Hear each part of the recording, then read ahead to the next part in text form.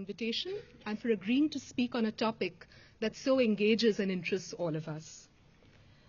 I warmly welcome our guest of honor, the Most Reverend Dr. Thomas Menam Parampil, Archbishop of Guwahati and Chairman of the CBCI Commission for Education and Culture.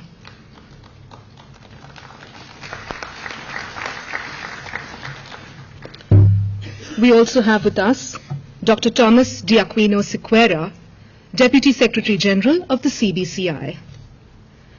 Our Vice Chancellor, Professor V.N. Rajshekharan Pillai, is expected to join us during the course of the evening.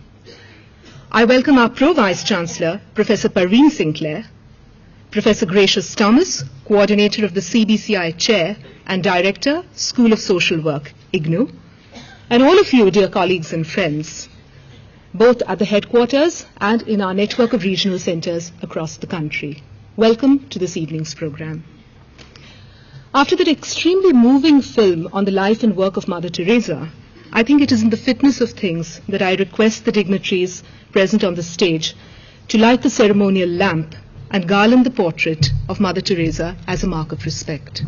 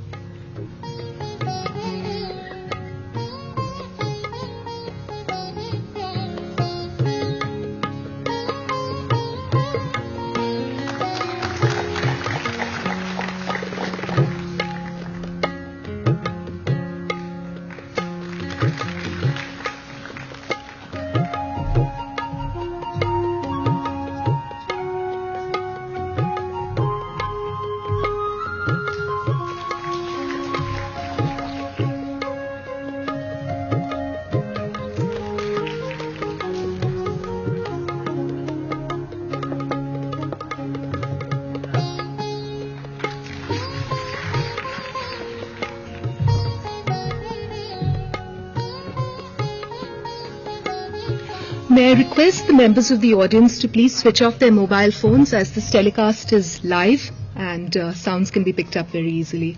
Thank you.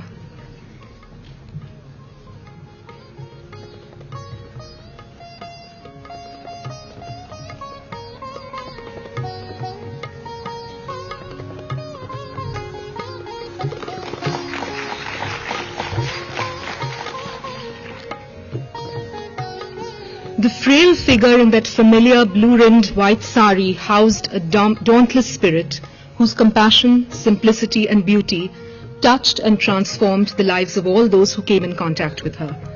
We join the dignitaries on stage in paying tribute to the memory of Mother Teresa. I now invite our Pro-Vice Chancellor, Professor Parveen Sinclair, to deliver the welcome address. Ma'am.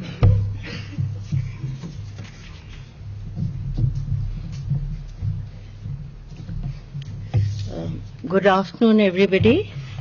We have just been seeing, as Shubhangi said, a very, very moving film on Mother Teresa, and the chief guests over here, Mr. Navin Chawla and Archbishop Menam Parampil. As we walked in just now, and Mr. Chawla said, yes, I was there. And he was reliving everything with this film. So it all became very, very much part of today.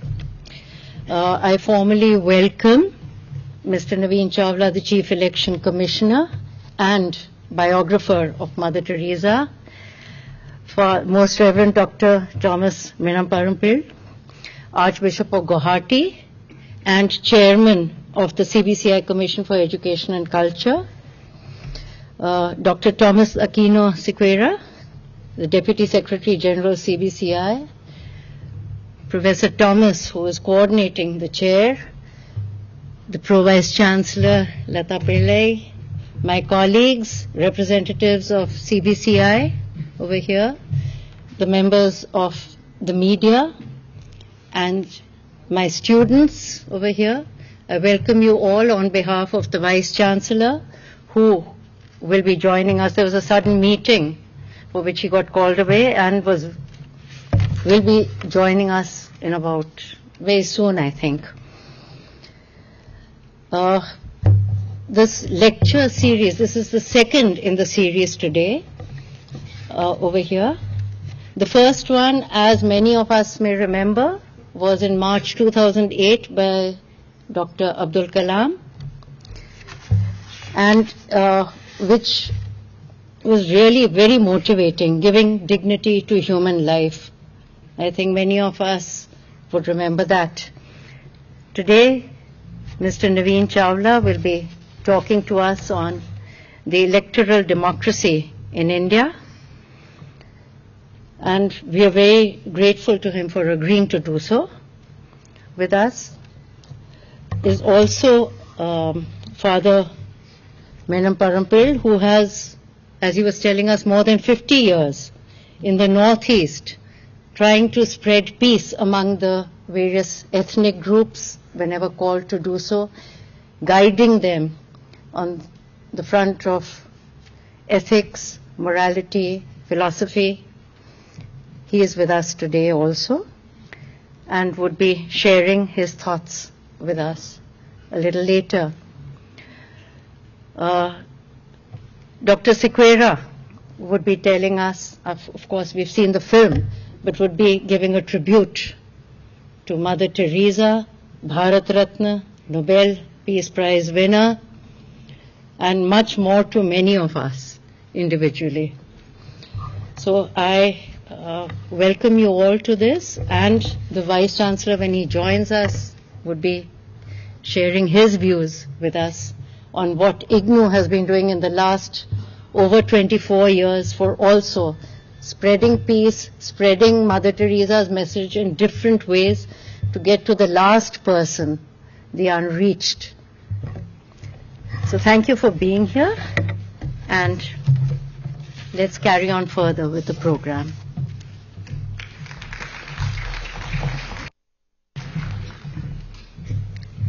Thank you, Madam. May I now request Dr. Thomas D'Aquino Sequeira to pay his tribute to the Blessed Mother Teresa. Sir.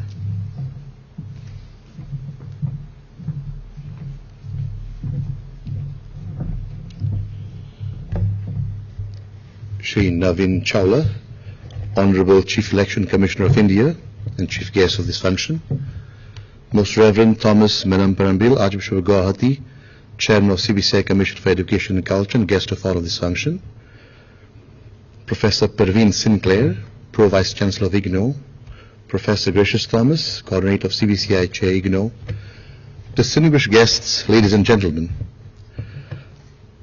I truly feel greatly honored and privileged to stand here this evening before this august assembly to pay a tribute of love and admiration to Blessed Teresa of Kolkata. Today's beautiful moments are tomorrow's beautiful memories. Adapting a little bit this appropriate saying to my purpose, dear friends, I would gladly say, yesterday's beautiful moments have become for me today's beautiful memories. While paying this tribute to Blessed Teresa of Kolkata, allow me to share with you briefly a very emotional flashback of sweet memories of a touching episode that took place in the late 70s in Goa, my homeland.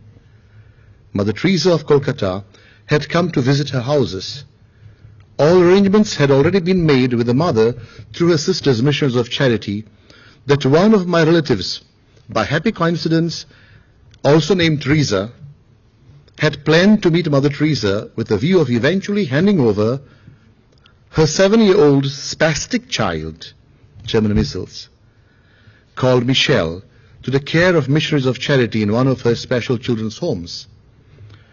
After the Mass, Teresa, my cousin, with her husband, Michelle, her daughter, and 2 other children, went to meet the mother. When mother saw Michelle, the spastic child, she warmly touched her and kissed her and said, turning to her mother, "Teresa, Michelle is a special treasure of love gifted to you by God. Whatever be the arrangements made earlier, I would love you, yourself, to take care of this treasure of love." Totally stunned, nay, disarmed by Mother Teresa's caring words and compassionate heart for her child, Teresa, on her knees, accepted Mother Teresa's wise advice and took her child Michelle back into her home, pledging that she would take personally care of her. Today, my dear friends, Michelle is in her late 30s. What I admire most in Mother Teresa is not only that she could recognize in Michelle, as she does and she did in all human beings, the living image of God, the face of Jesus, but she also taught her mother to do so. Taught all of us, inclusive me, who was there present, to do so. We all know that the turning point of Mother Teresa's life came on 10th September 1946. Teresa, we call her Sister Teresa at that time, experienced what she later described as the call within the call while traveling from Calcutta to the Loreto convent in Darjeeling for her annual retreat.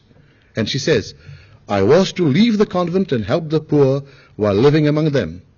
It was an order. To fail would have been to break the faith."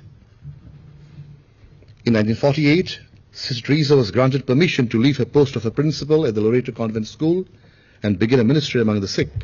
That same year, she became an Indian citizen. Mother Teresa began her missionary work with the poorest of the poor in 1948, venturing out into the slums, which apostolate earned her the title of Saint of the Gutters.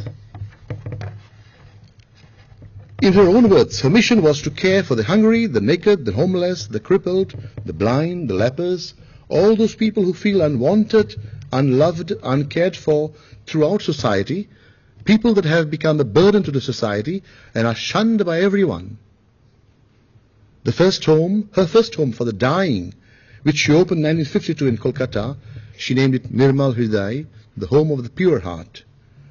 Mother Teresa and her fellow nuns took in dying Indians off the streets of Kolkata and brought them to this home to care for them during the days before they died, so that they might be able to die in peace and with human dignity. Besides, the hospice Shantinagar, City of Peace, for the victims of leprosy, the Nirmala Shishu Bhavan, the Children's Home of the Immaculate Heart, as a haven for the orphans and homeless youth, and thousands of homes for the poor, sick and destitute, both in India, our country, and the world over, are but living monuments of her compassionate love in action and committed, generous, and selfless, ceaseless service. My dear friends, in 1979, Mother Teresa was awarded the Nobel Peace Prize, as we know, for work undertaken in the struggle to overcome poverty and distress, which also constitutes a threat to peace. When Mother Teresa received the prize, she was asked, "What can we do to promote world peace?" She answered, "Go home and love your family." Building on this theme in her Nobel lecture, or acceptance speech, she said, "Around the world, not only in the poor countries, but I found the poverty of the West so much more difficult to remove. When I pick up a person from the street, hungry, I give him or her a plate of rice, a piece of bread. I have satisfied. I have removed that hunger. But a person that is shut out, that feels unwanted, unloved, terrified, the person that has been thrown out from society, that poverty is so hurtable and so much, and I find that very difficult." She also singled out abortion as the greatest destroyer of peace in the world. Dear friends, Mother Teresa always underlined that a united family is the center of joy and that it carries hope for the future of humankind. She added that the divided families are the root cause of many problems.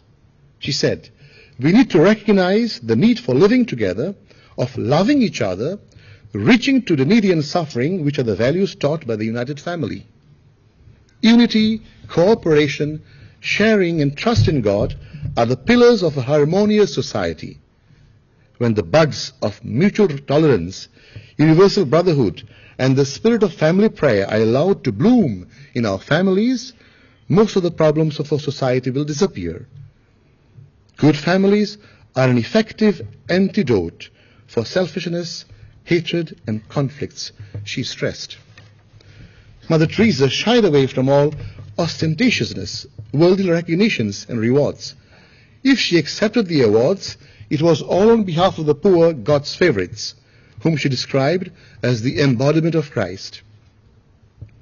Analyzing her deeds and achievements, late Pope John Paul II asked, where did Mother Teresa find the strength and perseverance to place herself completely at the service of others?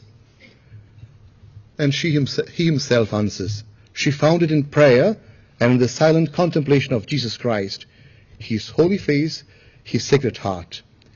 He also said about her, she was a luminous example of the way in which the love of God is transferred into love of our fellow men and women and those abandoned by this world. The present Pontiff, Benedict XVI, in his first encyclical Deus Caritas Est, God is Charity, mentioned Teresa of Calcutta 3 times, and he also used her life to clarify one of his main points of the encyclical. In the example of Blessed Teresa of Calcutta, we have a clear illustration of the fact that time devoted to God in prayer not only does not detract from effective and loving service to our neighbor, but is in fact the inexhaustible source of that service. Yes, my dear friends, Mother Teresa drew all her inner spiritual nourishment and strength from the Word of God and from the daily Eucharist, where she contemplated not only Jesus, but also all the broken bodies of her own suffering brothers and sisters, called by Jesus himself the least of my brothers and sisters, Matthew 25. Dear friends, it's rightly said, some people come into our lives and quickly go. Some stay a while and leave footprints on our hearts, and we are never, ever the same. Our dear Mother Teresa is one of those rare and unique persons who has carved a lasting niche in our hearts. Personally, in my own heart, from my first encounter with her through the moving episode which I shared with you at the beginning. Her personality and demeanor, marked with simplicity and kindness, was a strong pull of attraction to all, children, young and old, and very especially the poorest of the poor. Her simplicity, her unassuming life, and her small, unpretentious ways, but charged with extraordinary love of God and neighbor, her purity of heart and singleness of purpose, enabled her to share every ounce of her energy to do, to make, and to be something beautiful for God. As we pay today our humble and loving tribute to the memory of Blessed Teresa of Calcutta, let us all pledge to share our life, the quality of our time, and God-given talents unceasingly for the well-being and service of our less fortunate brothers and sisters. Let the forthcoming Christmas festival, the festival of family, festival of joy, love, and peace, urge all of us to emulate Blessed Teresa of Calcutta, and above all, the Son of God made man, who taught us that God is love, that God is our Father, that He loves all of us unconditionally with everlasting love, and that we all are precious to Him, and that love is witnessed only in giving, and giving without ceasing. Let us all salute with honor, love, and admiration Blessed Teresa of Calcutta, and pray that she may continue to accompany us on this pilgrimage through her life example, and bestow upon all of us and upon our country, India, her motherly blessings. Jai Hind.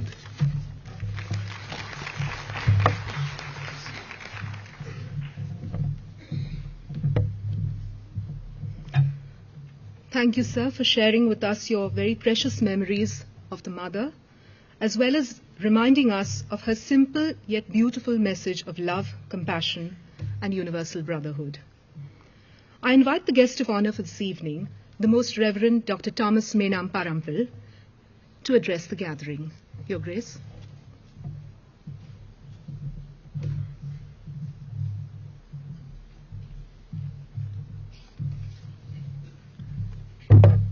Honorable Shri.Navin B.Chawla, the Chief Election Commissioner, and my dear friends, it's a great privilege for me to have been asked to say a few words in honor of Mother Teresa as we gather together this evening. I had the honor of knowing her personally for a very long time, working very closely with her, traveling with her to specific destinations, discussing plans with her about more effective service. Her program of life was precisely committed concern for others.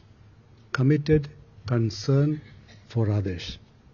I recall Pope John Paul II describing her in this manner: Mother Teresa belonged to all.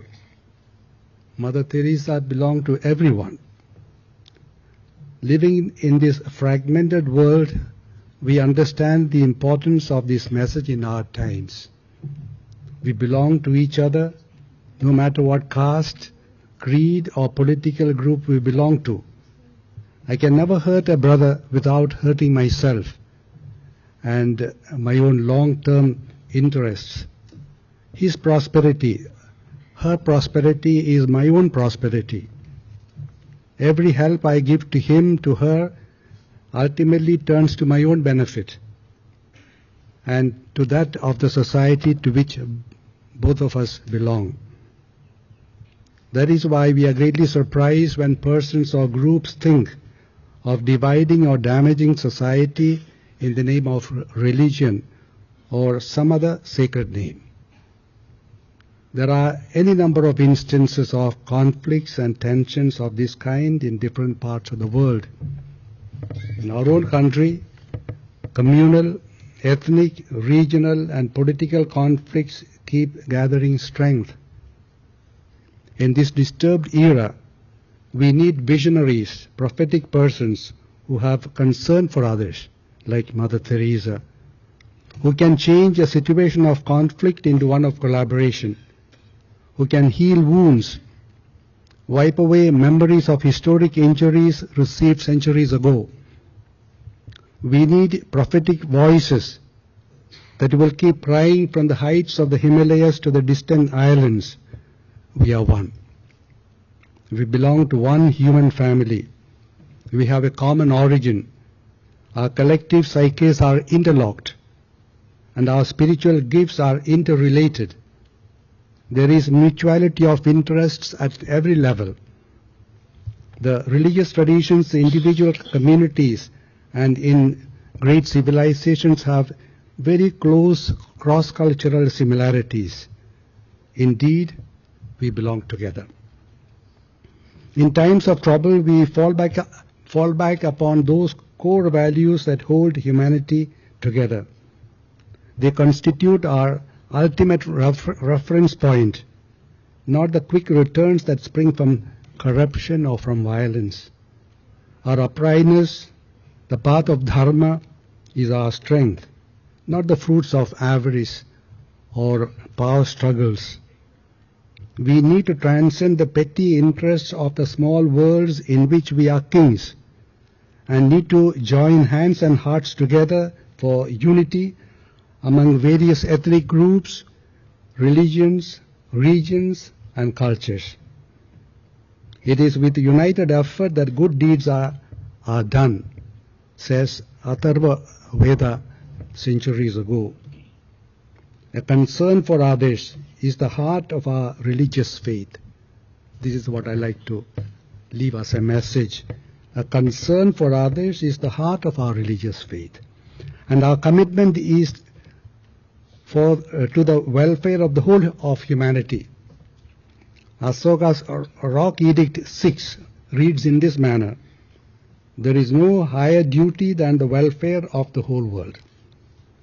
And our roles are complementary. When there is a crying need in one place, there is an unknown urge to come and help in another place. And people come, and they do help. There was a spontaneous response, for example, as it happened in the time of the tsunami. Mother Teresa arises where she is needed most, as does a Mahatma Gandhi, a Mandela, or a Martin Luther King. Persons of religious faith make the good of humanity as their central concern. A mighty task therefore awaits them where there is any form of violence based on region, language, ethnic loyalty, political affiliation, or other identities. Let us learn to take up this challenge and build on our religious convictions so that they can bear fruit. There is an answer to bomb blasts, to dowry deaths, to communal clashes. But who will give that answer? That answer is given by you, by me, by all persons who teach a lesson of love, forgiveness, united effort, and mutual assistance. Centuries ago, one of our earliest writings, the Rig Veda, said, "Be united, speak in harmony, let your minds apprehend alike.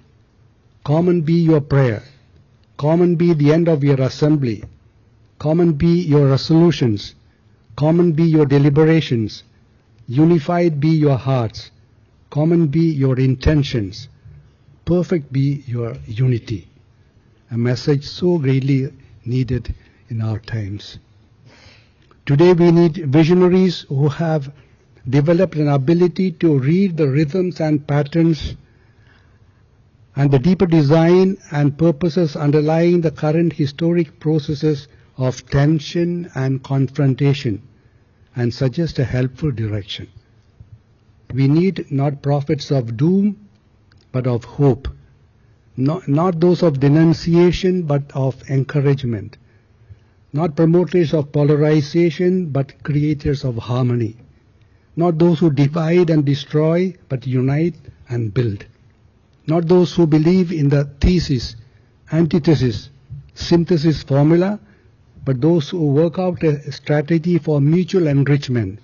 Thesis, conthesis, not antithesis. Thesis, conthesis, synthesis, constantly completing and complementing one another. When such visionaries take a fair, objective and balanced and consistent stand for the common good, they will win a hearing. They are the harbingers of a new era. Such visionaries will need to be persons of contemplative depth. A while ago you heard about the need of prayer. Contemplative depth, standing between two worlds, the present one and one that lies ahead. They know that bowing to God is not a diminishment but fulfillment. Like the monks and munis of old, they seemed withdrawn from the scene of action, but were at the heart of an emerging world. Persons will stand, and these persons will stand sturdy and strong at the service of the entire human family. We need Mother Teresas of action. We need Mother Teresas of spiritual depth. We need Mother Teresas who reach out to the impossible. We need inspiring personalities that will bring diverse sections of humanity together.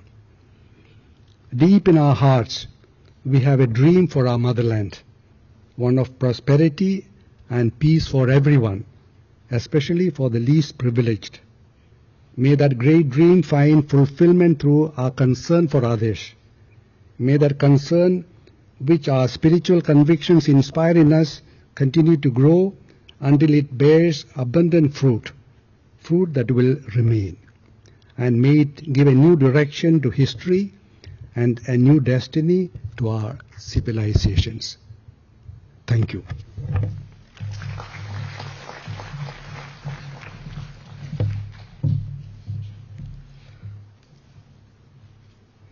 Thank you, Your Grace, for a deeply thought-provoking address and for bringing home the import of the message of Mother Teresa in our troubled world. It is my pleasure now to invite our speaker for the day, Mr. Navin B.Chawla, to deliver the second annual Mother Teresa Memorial Lecture on the theme Electoral Democracy in India. Sir.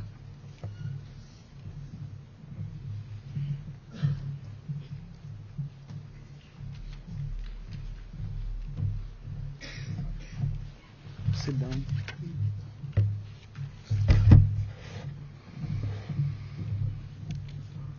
The Chairman, CBCI, the Most Reverend Dr. Thomas Menam Parampil, the Archbishop of Guwahati, Dr. Thomas Dakino Sikera, Deputy Secretary General, CBCI, Professor Sinclair, Professor Gracious Thomas, ladies and gentlemen, Today marks a great dilemma for me because, I can speak at great length about Mother Teresa, with whom I had an association of 23 years. And of course, the subject of elections is mine. And so the result is, and the two are not necessarily complementary, but some of Mother Teresa's spirit I have tried to apply to the election process in our country. I want to say that in a way there is a manifestation of Mother Teresa here in this hall because two of her sisters are sitting there. And I saw them when I came in, and I'd like to thank you for coming.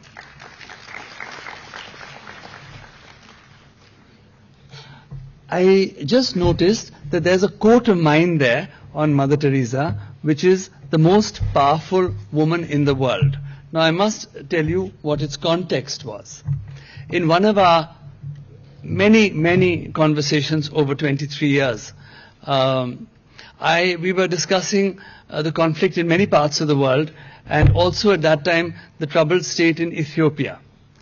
And then this was the time of the Cold War and the big powers, and the fact was that aid was actually not reaching the abject poor in that country, as it often does not in many countries.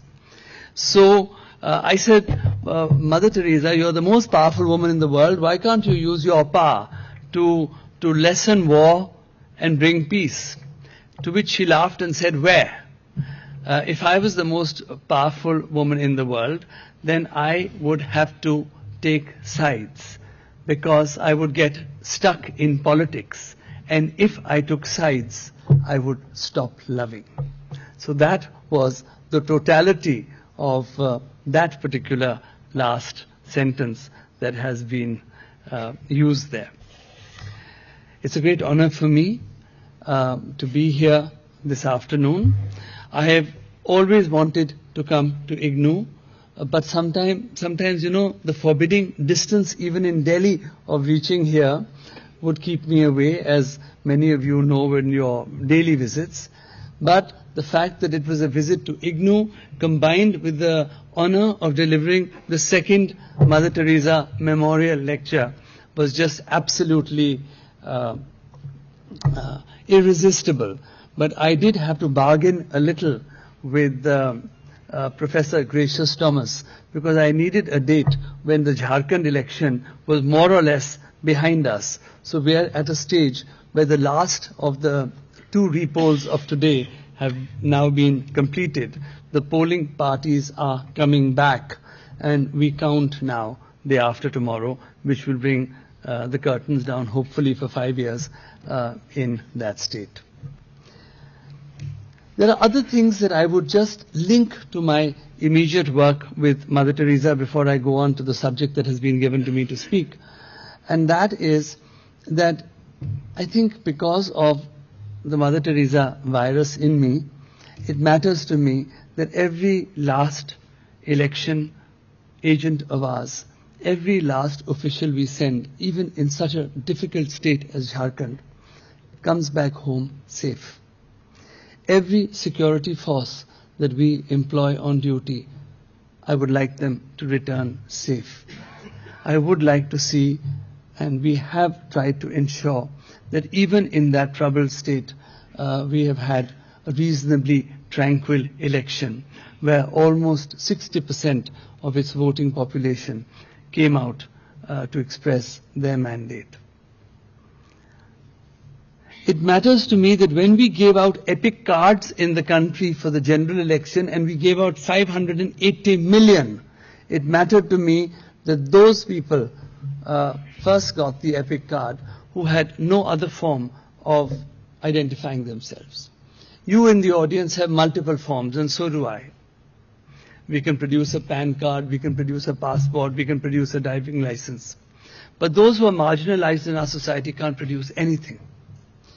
And so I would tell our officers all over the country that all things being equal, and if you had to give your ounce of energy, please see to it that everyone who wants to be on the voters list should be on the voters list.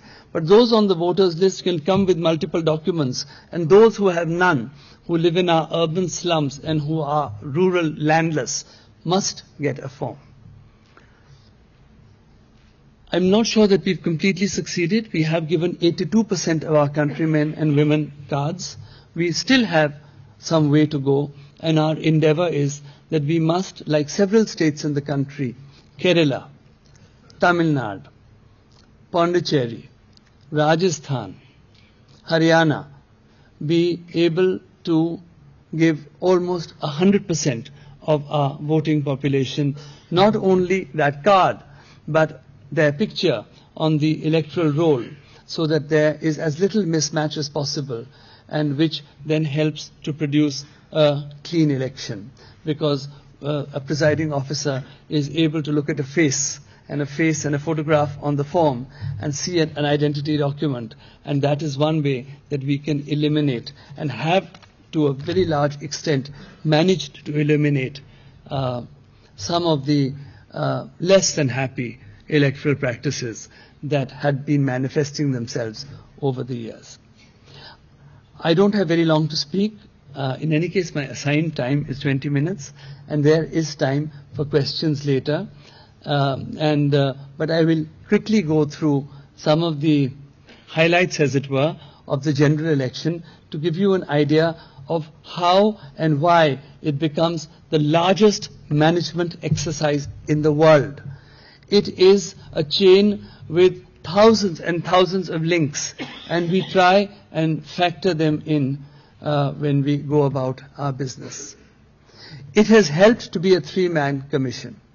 The reason is that when one of us retires, the continuity of good practices remain with the other two, and the third person who joins is also able to imbibe that. So there have been great advantages to being three, because the good practices that we have seen as demonstrated to the country and internationally in 2009 haven't just come about in 2009.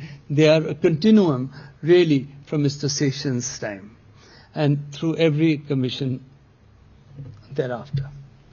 Let me give you some of our hugely bewildering statistics. You know them, but I'll just rattle them quickly, because the diplomats in our country can't ever seem to figure out that we have something like 714 million voters, 82% of whom we have equipped with our voting card.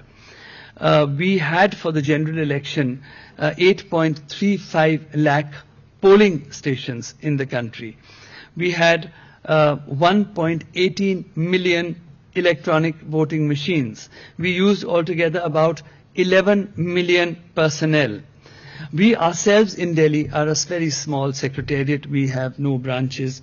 We are only 300 people here. We are 3 commissioners.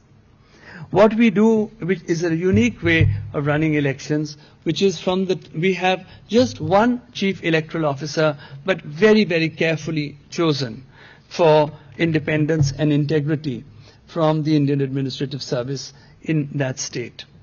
That person has a small staff of 3 or 4 people helping him or her. But from the time that we announce elections, every single person in the country who is administratively concerned with delivery systems reports to us. And that has evolved over a period of time when the initiative was taken by Mr. Session. Through the year when we revise our electoral rolls, we do not allow a state government to change any key official who is involved with the electoral roll without our permission. Gradually, over a period of time, in the healthiest possible way, where institutions have come to respect each other, just as we respect Parliament and the courts, Parliament, and indeed the elected representatives and chief ministers of states also respect the Commission. And this has evolved over a period of time, and that is also one reason why our elections have begun to manifest themselves in a way that has caused admiration from many parts of the world. We are completely independent of the executive. Yes, the executive, the Prime Minister of the day, the Cabinet of the day appoints us. But from then on, we move away from the executive. We decide when we're going to do elections. We have mandated by the Constitution that we can do the elections 6 months prior to the due date when the Assembly was or Parliament was constituted the previous time 5 years before. So we choose our timing. But in choosing our timing, we have so many things to take into consideration. We, of course, take school examinations into consideration. That becomes very important for us because most of the people who assist us are teachers and most of our polling stations are schools. So you would have noticed that during the month of March and April, we would not be able to do an election until we come towards the end of April. Then the size of our country, the geography, the climate. It's snowing in some part. There are floods in another part of the country simultaneously. We have to take those in. We take not only national holidays, we take local holidays, we also take in local traditions. So into this enormous mix that goes into our plural society in India, we take in all these before we determine the dates.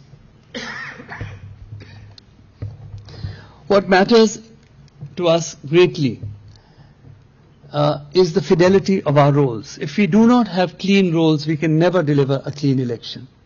So it has been our endeavor in the last few years to clean them up with every good idea that we could get, including any ideas that you might have later this afternoon. They matter. It was before a group such as yours in Chennai and a group such as yours in Bhubaneswar that students threw up the idea to me of why not respect the transgender? Why do they have to be male or female when they can be other? Give them the unique identity that they seek.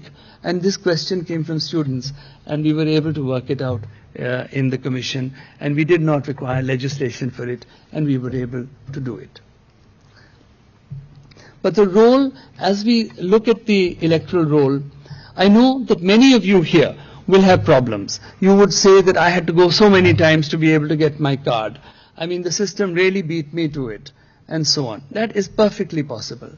But it is something that we are endeavoring to streamline.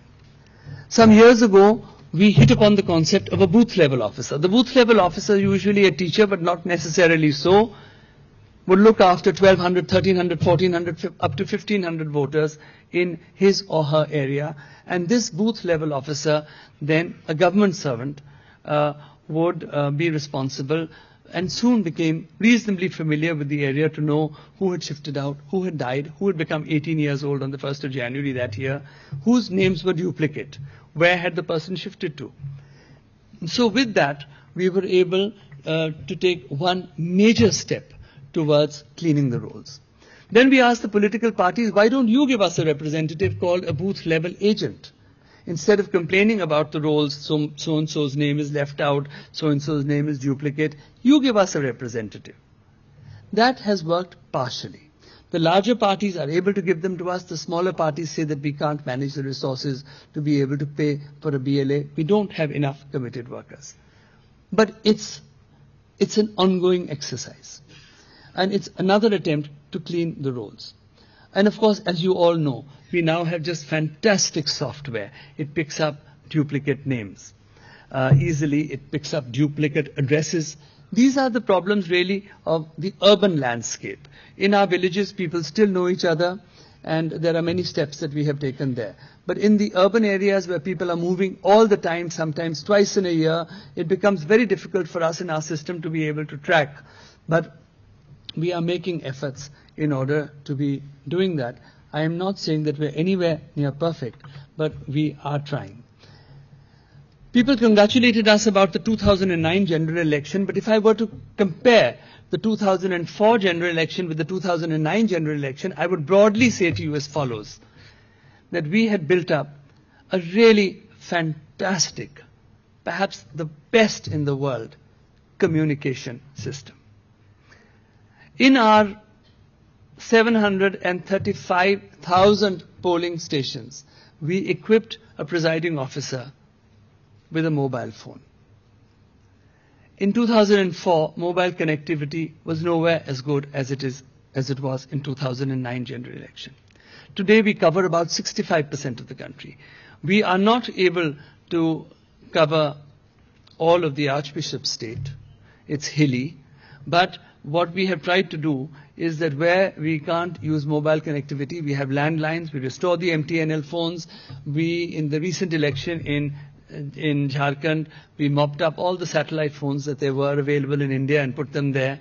And we have the police wireless. So in places which are hilly, which are inhospitable, we still were able to develop a communication system so that the control room that we set up in Delhi could get an answer in 20 minutes on a complaint from any part virtually of the country. That was the advance of technology. We did another thing or two.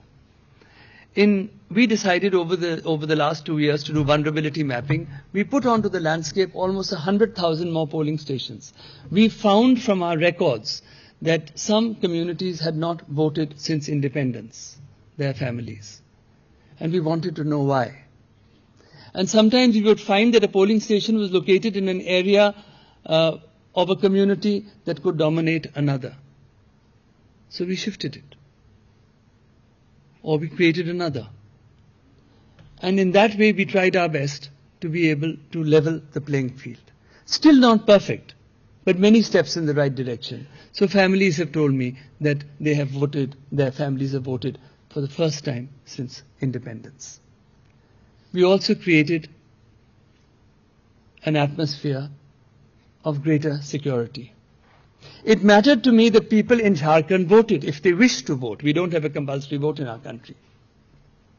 So people asked me, why 5 phases, why how much security force? Now I didn't get into all that in detail, but it was enough that we just wanted to create a climate that our polling parties could reach their destinations, the polling stations, safely. Do you know that sometimes they had to walk 20 kilometers one way in a thick jungle? Not easy. So I had to protect them. I needed the force. I did need the helicopters. I wanted aerial surveillance. And with this, we were able to get them to go to the polling stations safely, because if anything were to happen to them, it would be very heavy on my conscience, as some deaths in the general election, however far removed they may be from the chair I occupy, are heavy on mine. So these were some of the, just giving you a sketch of how difficult our elections can also be. We see so much urban apathy. We make such efforts. We saw a 41% poll in Mumbai. We've seen close to 60% in Jharkhand, where people have often faced a bullet in order to be able to cast their franchise. And as I speak to you today, I hope that what I'm saying will be meaningful to you, because you too are, from now on, our brand ambassadors. It matters to vote. And for those who really care to vote, they go to great lengths of personal danger in order to be able to do it. Why the card is also important, Archbishop, is the tsunami that you mentioned. I was government's representative for tsunami, and when I went to visit those people in the islands, they had lost everything. They had lost their homes, they had lost loved ones, but they had also lost every form of identity. There was not one person whom I met there who could prove to me who that person was. They were now nameless and faceless. It was important to give them a card.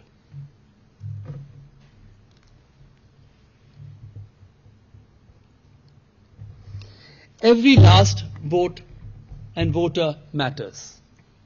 There was a case of a single voter in the Gir forest. We had to send our electoral teams there. 3 people were posted there from the evening before.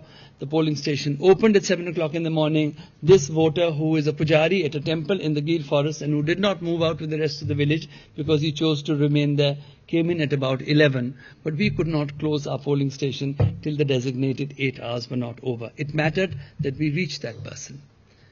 It mattered that we managed to reach 2 polling stations in very remote parts of Zanskar. There was ice, the helicopters could not function, the weather was very bad, so our polling parties, escorted by Sherpas, started walking on foot. We gave them special permission. They climbed a pass at 16,000 feet to come down to Ralakung, where 22 out of 23 voters cast their franchise, and then to Fema, where all 14 cast their franchise. And then on satellite phones, we converted them into our returning officers. And because there was no time for them to come down, walking down 2 days. On their way up, they spent the night in a cave. On their way down, they spent the night in a cave. We could not send a helicopter. That was also the call of duty. And we counted Zanskar first, and we counted these polling stations first, because our people had made such an effort, and as a result we were able to reach Her Excellency the President of India on appointed date, but half an hour late. But I had rung up Rashtrapati Bhavan to say that I would be there not at 6 but at 6:30.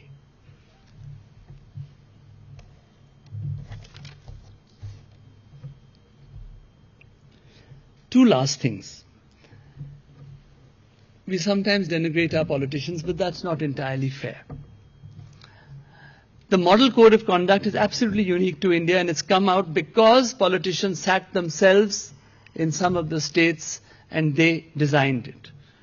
These have then been upheld by several court judgments, but the model code came from the political establishment itself. And as I've seen over the last 5 years, its violations have been few and far between, and they have lessened. There were not many violations in the general elections. There were fewer in the elections to Maharashtra, Arunachal and Haryana. And this time in Jharkhand, even the press remarked to me from Ranchi that the politicians themselves said that they had never seen in the last 40 years, and certainly not in the last 8 years of that state, any election as transparent as this. And even the press, looking out for complaints, said that they could hardly see any. That is a step also, that is not all credit to the Election Commission. It is also a credit to the maturity of our electorate and our people. We must also realize this. You can't play this game single-handedly. It's not one Election Commission of 3 commissioners who can deliver this. There is a growing maturity in our people. And you would have seen, as you look around the world and you look around our neighborhood, what I am trying to say. There is that great maturity that has developed. Not all the ills have gone, but things like booth capturing, impersonation, all this are things of the past. At the slightest whiff that there is fraud, we would put that election aside again and again, until those who are players in that field are tired enough to play the game by the rules that they have set for themselves. We are only umpires. And finally, as I went around the country with my fellow commissioners, and then we took turns because it was a large country and all 3 of us couldn't cover every part of the country, and we went into different parts. We have 543 parliamentary constituencies and therefore 543 returning officers. And as we went over the rule book and so on, our instructions are so detailed in our country, from returning officers to assistant returning officers to presiding officers to people who are working in polling stations, in English, in the local languages, on television, on CDs, everything. That apart, the final question always was that I asked them, I said, we 3 sitting in Delhi can't run an election. Under the statute, you are the returning officers. And therefore, I invoke in you your own sense of integrity. And I can only say that all of them, there was hardly a complaint from anywhere in India. And this request from me to the bureaucracy, our returning officers, our police, I think they upheld that. And I think that also requires a tremendous salute, that in spite of difficult working conditions, they were still able to deliver such a transparent election. Now I more than exceeded my time, so I am going to thank you for listening to me so patiently. To the poor Vice Chancellor who's got stuck in a meeting in the Ministry of HRD, if I'd known, I would have tried to rescue him. But I would like to thank him and to thank you all for having me here today. Thank you.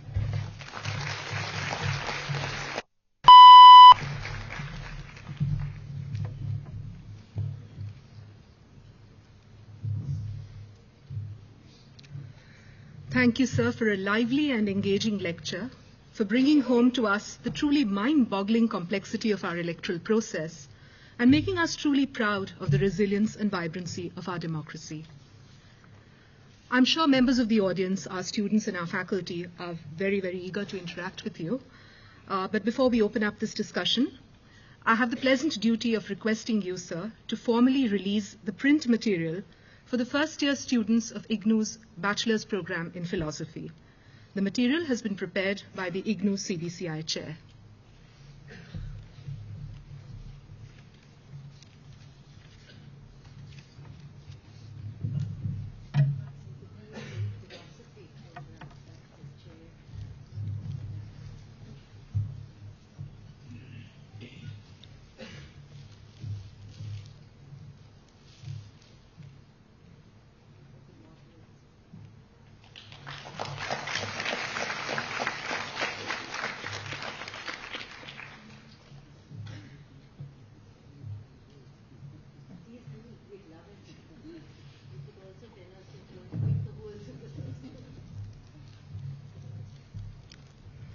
With your permission, sir, I throw the discussion open to the IGNOU community, the students and faculty who would like to interact with the Chief Election Commissioner, and I request Professor Thomas to moderate the discussion.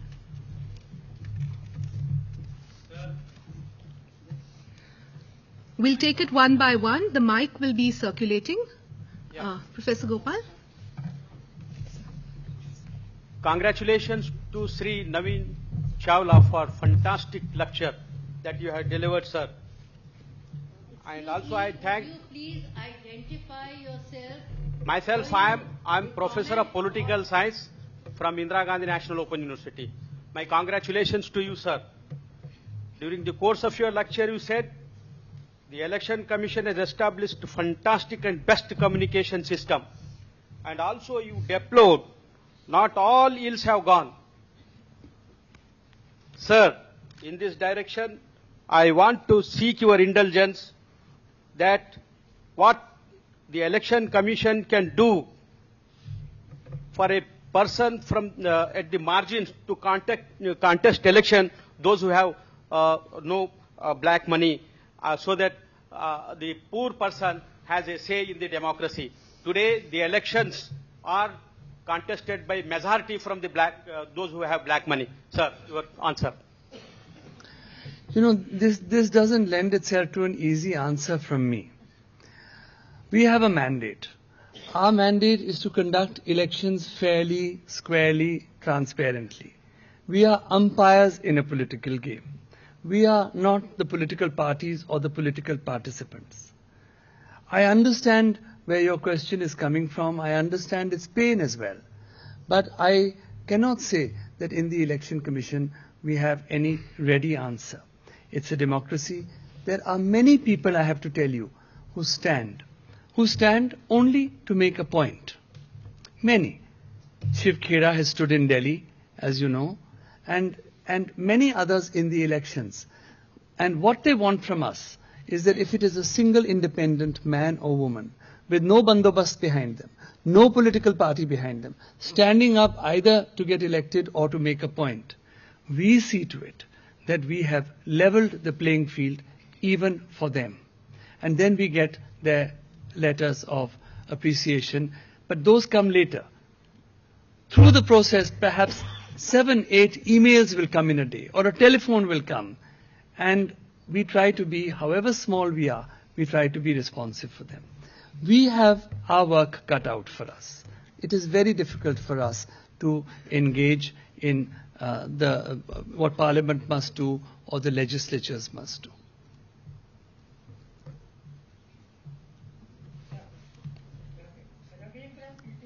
Assistant Registrar IGNOU.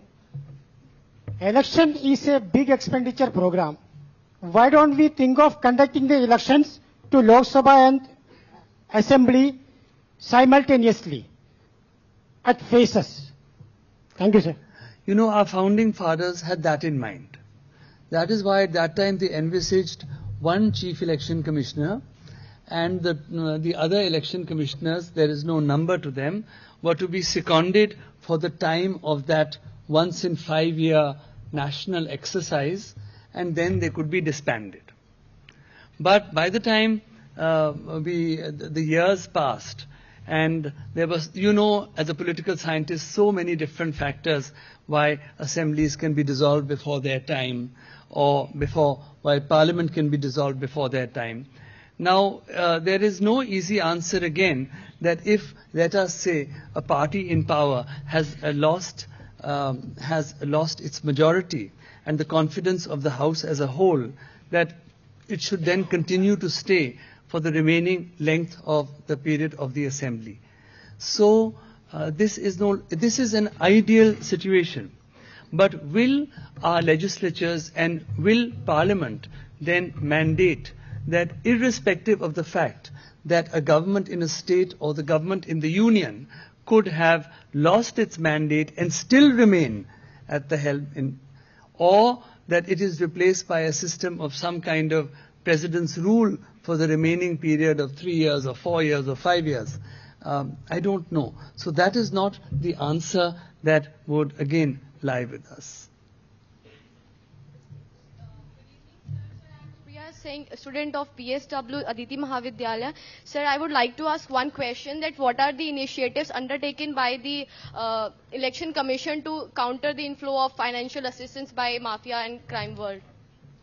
Well, you know, we had taken a meeting of all the recognized political parties, and it was a question of the state funding elections.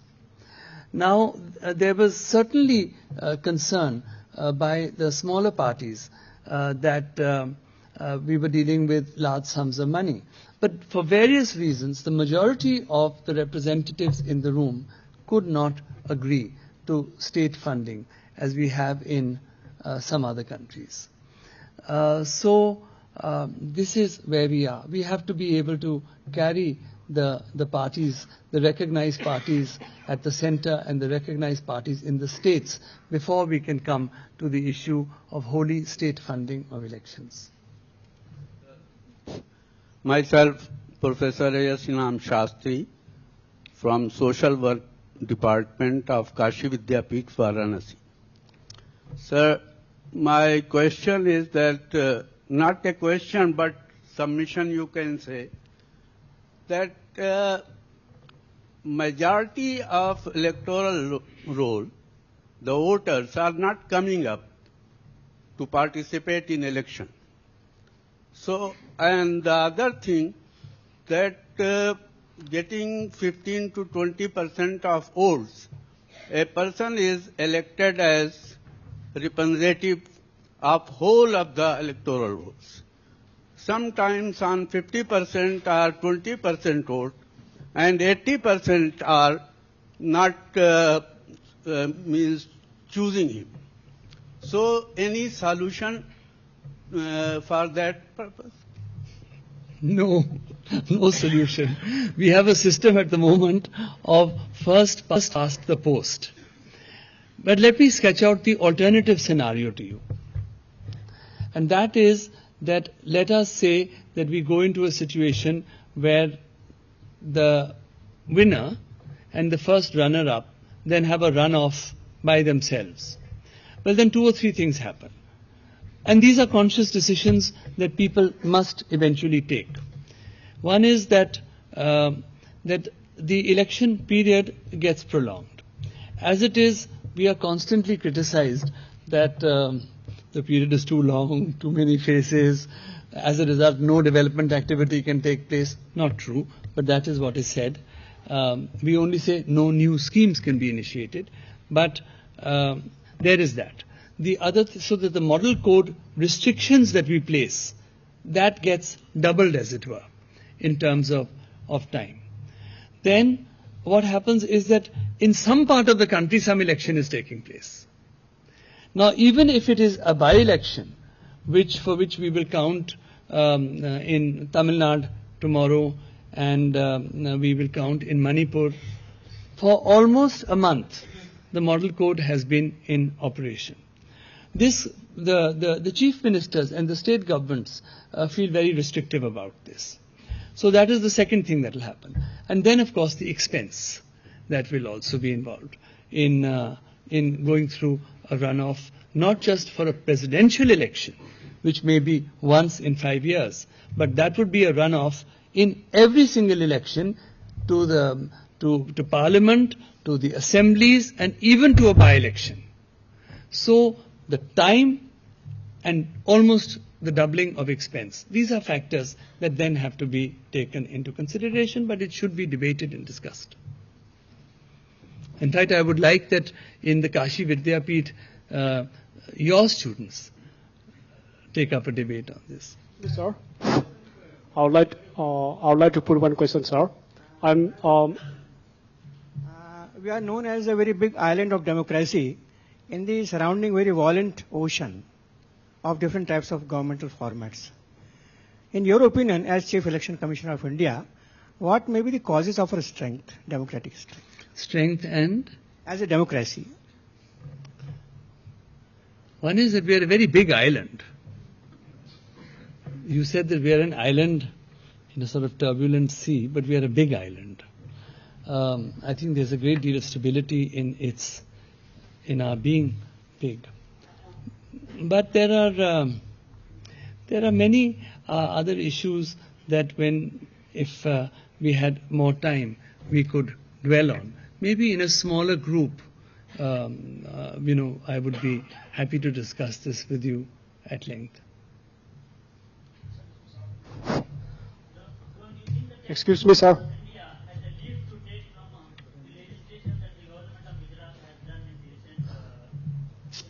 What do you think? I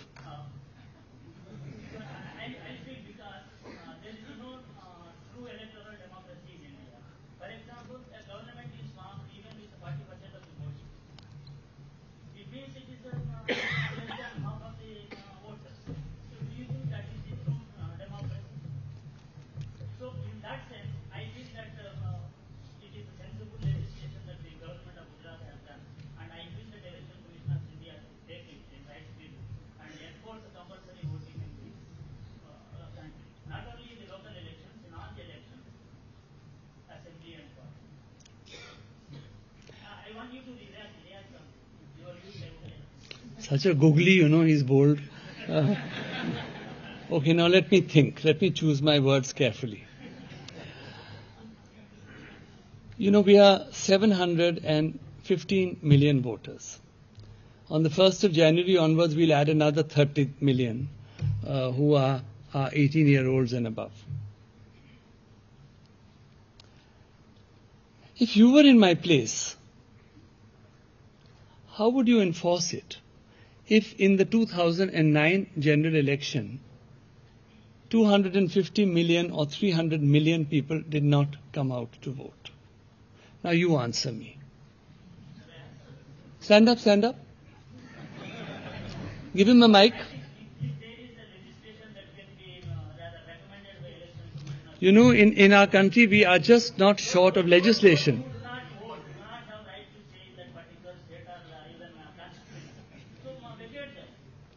Anyway, I'll take your views before the full commission tomorrow. As far as remaining citizens are concerned, they are highly democratic, let them be responsible citizens.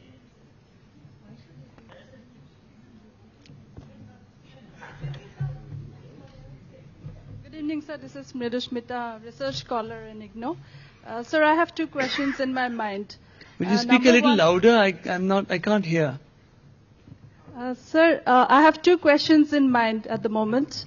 I belong to Assam. So there are several illegal immigrants who cast their vote in Assam. And that is because of the politicians who buy the votes.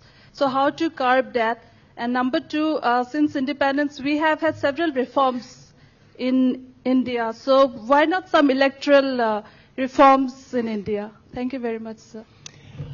Regarding, the problem of Assam is an important one. And we have put all the people whose status we are uncertain about as disputed voters. We don't give them the right to vote until the different tribunals don't finally adjudicate in that matter. And on the important matter of reforms, we have written to government. We have been writing to government over the years. Some recently, some reforms have passed Parliament, but they are the rest of them. The rest of our proposals are still before the Parliamentary Committee.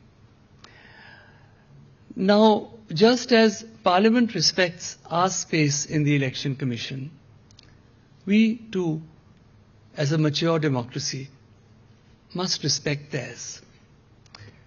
We mustn't, I think, in my view, we must look at India as and our Election Commission as being 60 years old.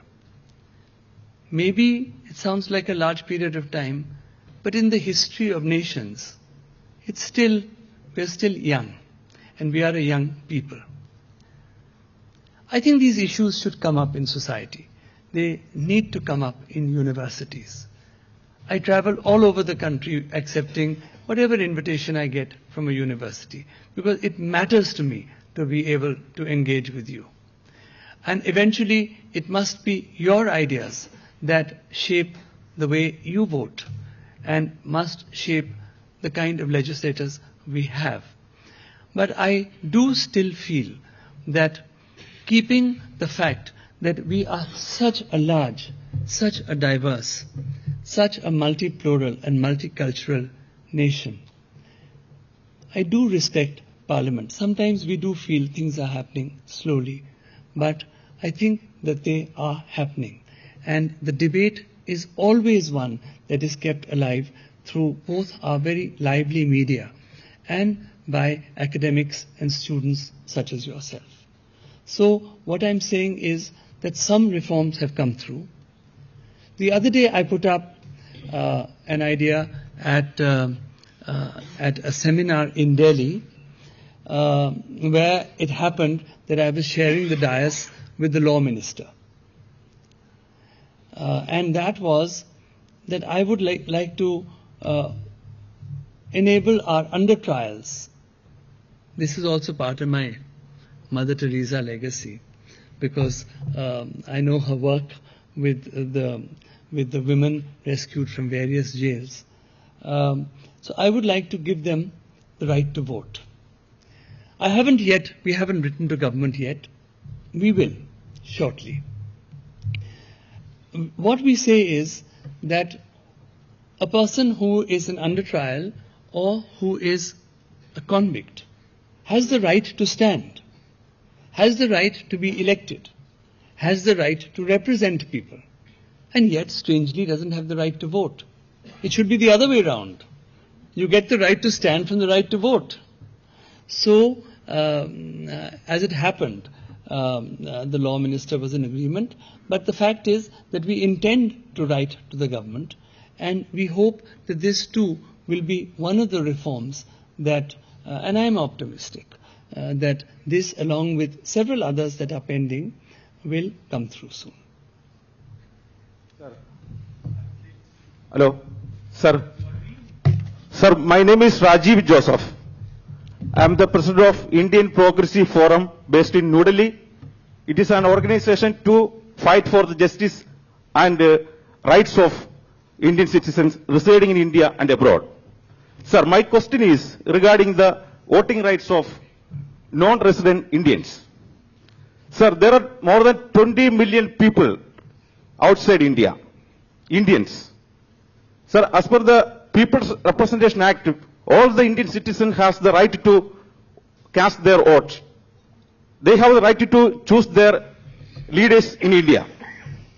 Sir, already the Indian Parliament introduced the bill in 2006 and referred to the Parliamentary Standing Committee, Public Grievances and Law and Justice. But till today, nothing happened. Nothing happened. Sir, what are the steps you have taken on this matter? We haven't taken any steps. Now I'll tell you why. This matter has been debated within the Commission for a long time. Now, as you know, very often the names of the candidates are known just 2 weeks. Literally on the last day of nominations is when we have a final list. It's sometimes 14 days before the day of actual poll. Sometimes it's a little longer. But statutorily, 14 days. Now, we would have to print those names. Then we would have to send them. How do we send them? Where do we send them? Where do we not send them? How do we get our ballot boxes there? How do we get them back? Suppose we were to send them just notionally. We have 14 days. We get them printed in 2. We have 12 days before the poll. We send them to Dubai, let's say, because a number of Indians are in the Gulf. Somebody must carry them in safety, conduct the poll perhaps at the Indian embassy, bring them back safely, and they have to be counted as postal ballots. But if we send them to Dubai, then why not London, why not San Francisco, why not where every single Indian consulate or high commission is? It's just impossible for us to do. We just can't manage it. So the result is that the logistics defeat us. Now, if we had a system, as we do perhaps in the United States, where you can vote 6 months before or 4 months before or 2 months before, there is adequate time. But the logistics are such that it would lead to error. It could possibly lead to manipulation. I have to tell you that in the Election Commission, we have to guard against every kind of eventuality, every possible misuse. It may not take place, but we must factor it in. We cannot do an election without taking in the hundreds of thousands of decisions that we have to, which are links in a chain. We cannot do it. And where we have 300 people in Delhi, to which part of the world won't we send it?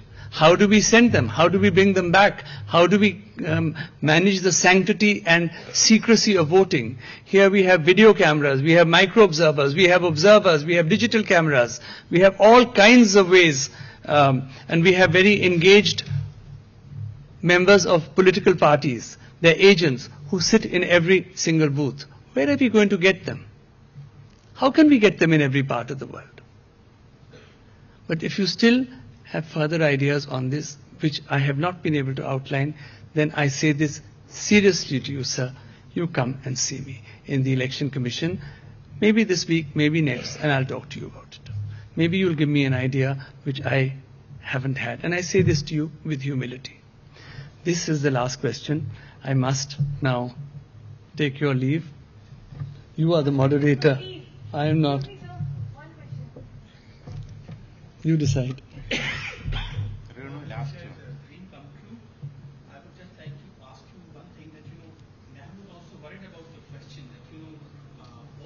Of the society were not being represented in the parliament and in our electoral process.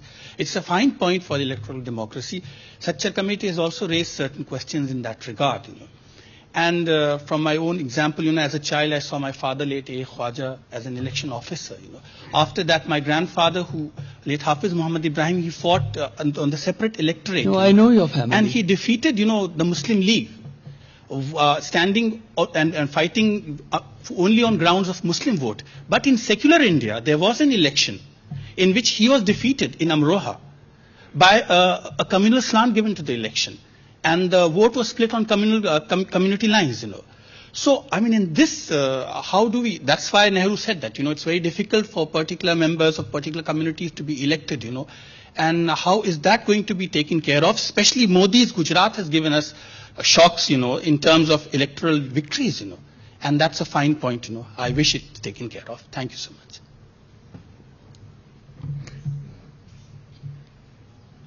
Thank you. You'll have to invite me again.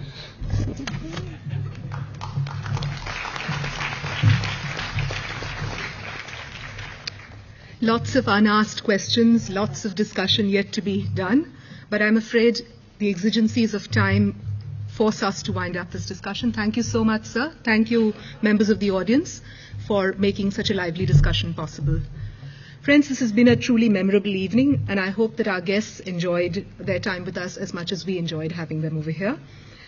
In order to make their memories green, I think it's a good idea to present them with mementos, which we have made specially for the occasion. And I request our Pro Vice Chancellor, Professor Praveen Sinclair, to kindly present them with the mementos. Now.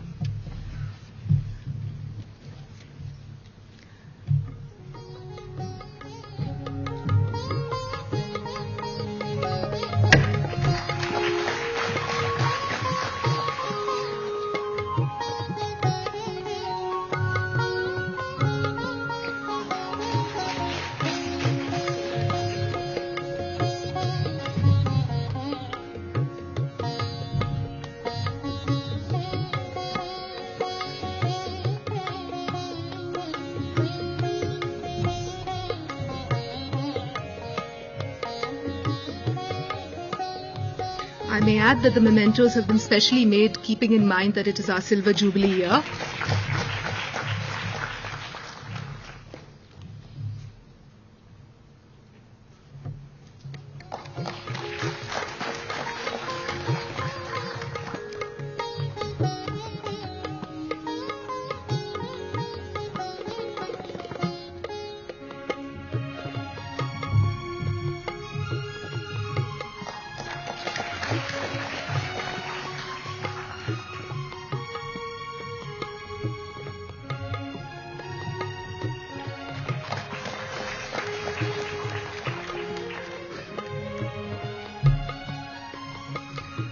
Thank you, Professor Sinclair. I now invite you to the podium to say a few words.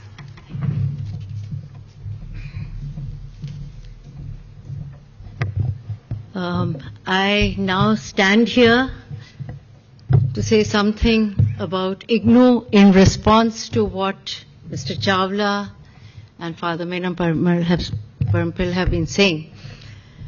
I was hoping the Vice Chancellor would get here by now, but I would like to say this. IGNOU, as I've said, it's entered its 25th year.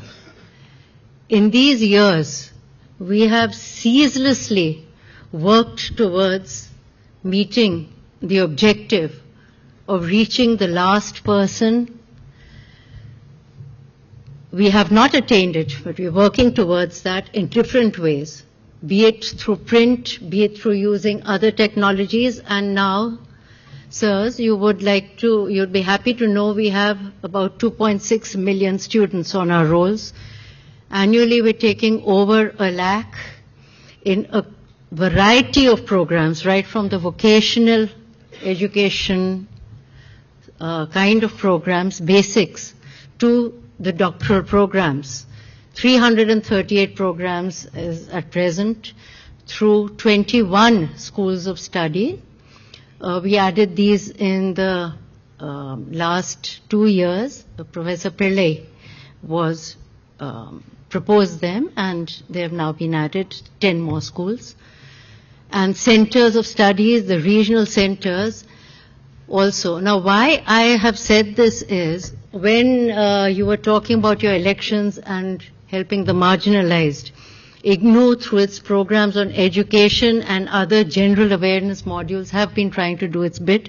Also, when the Election Commission asked universities to come into the picture and help out, IGNOU was the first to come in. And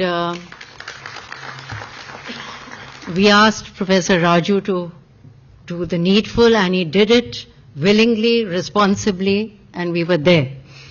We also offered our over 60 regional centers to the Election Commission to use as points for spreading the word, for the forms, getting them filled and returning them to you.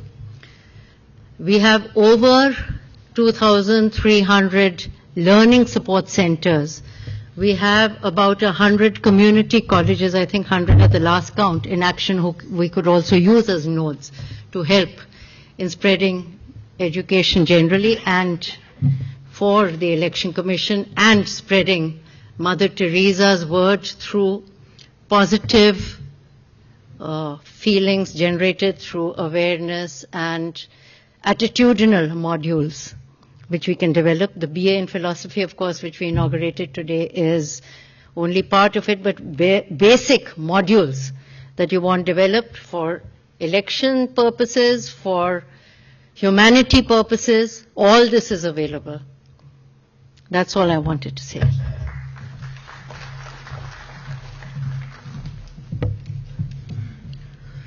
Thank you, Professor Sinclair, for talking about IGNOU's democratizing mission, about which I think we can all be justifiably very, very proud. As we come to the concluding moments of this evening's gathering, I request Professor Gracious Thomas to propose a vote of thanks. Sir.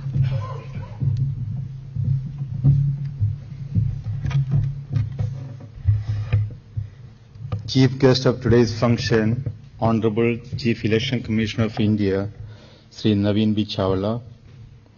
Guest of honor, Most Reverend Dr. Thomas Menon Parambil, Archbishop of Guwahati and Chairman of CBCI Commission for Education and Culture. Professor Parveen Sinclair, Pro Vice Chancellor IGNOU.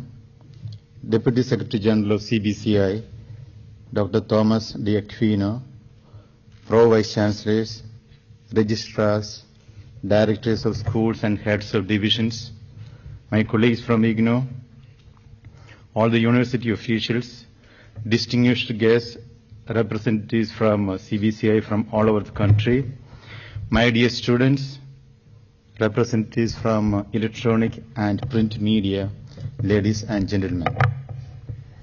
On behalf of the Indira Gandhi National Open University and the Catholic Bishops' Conference of India, I deem it my privilege to propose vote of thanks to the many distinguished guests and delegates who have come to participate in this second Mother Teresa Memorial Lecture and the interactions we had.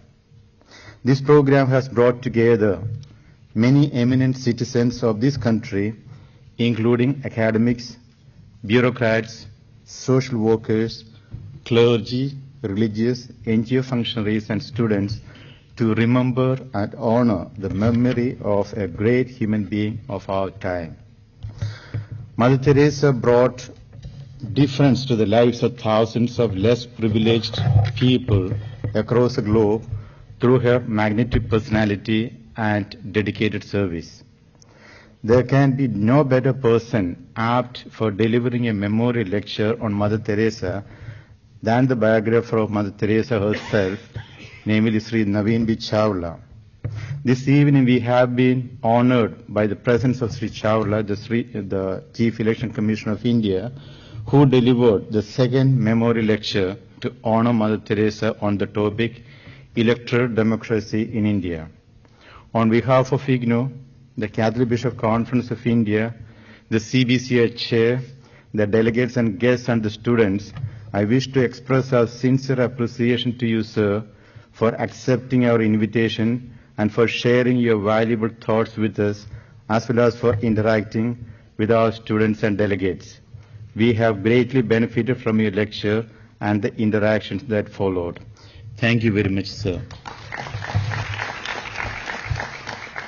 Professor Rajeshwaran Pillai, the Vice Chancellor of IGNOU, has been exceedingly helpful to the CBCI Chair and its various activities. Professor Pillai took keen interest in ensuring that we have a wonderful program this evening. He left no stone unturned to monitor every aspect pertaining to the organization of this event to make it a grand success. I had several meetings with him during the last 2 months to plan and organize this meeting. He was very particular about the letters that were being sent, the designing of the invitation card, the list of invitees, and various aspects pertaining to the arrangements for this program. Certainly he was a strength at all times. On behalf of the organizing committee, the CBCI chair and the delegates, I wish to express our deep gratitude to our Vice Chancellor. The message from His Grace Archbishop Thomas Menampambil, Chairman of CBCI Commission for Education and Culture this evening, was most apt for the occasion. His Grace always provided his valuable suggestions to the CBCI chair whenever we approached him.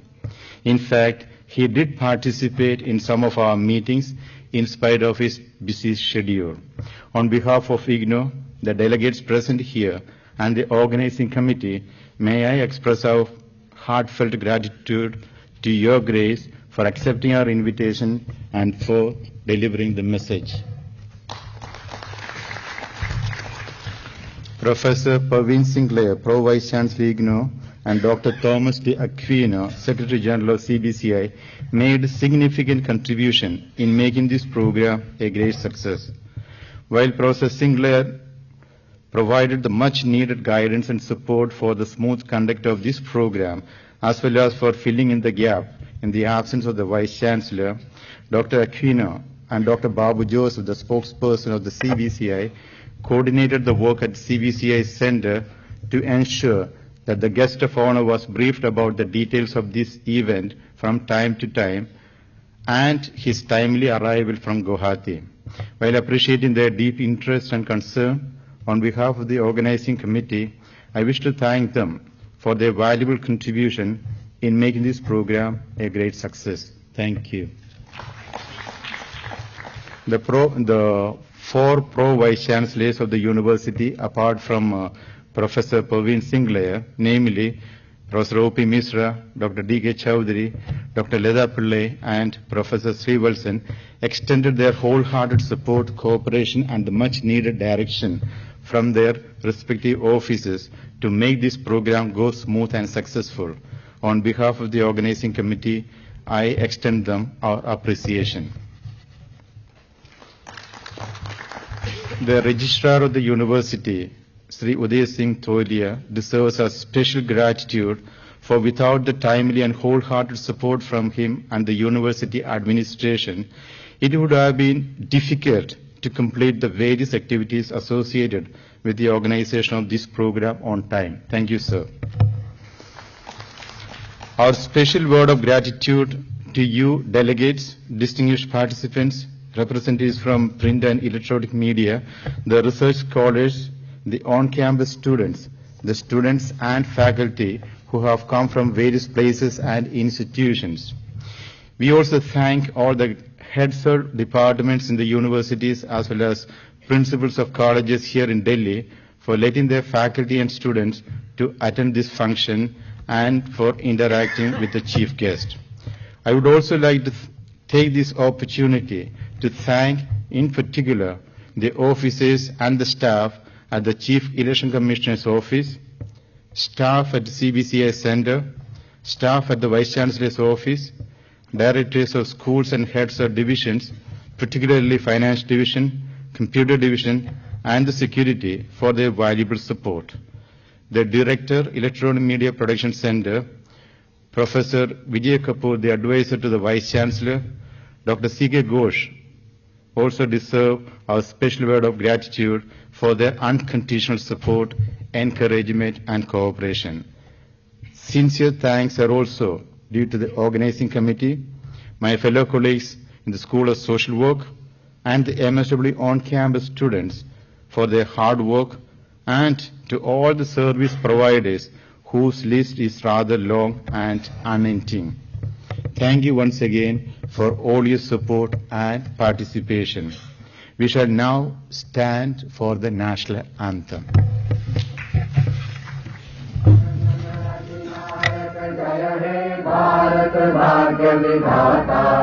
Punjab Sindh Gujarat Maratha Dravida Utkal Ganga Vrinda Himachal Yamuna Ganga Uttal Jaladhi Taranga Tava Shubha Naame Jaage Tava Shubha Aashis Mange Gahe Tava Jaya Gatha Jan Gana Mangal Dayak Jaya He Bharat Bhagya Vidata Jaya He Jaya He Jaya He Jaya Jaya Jaya Jaya He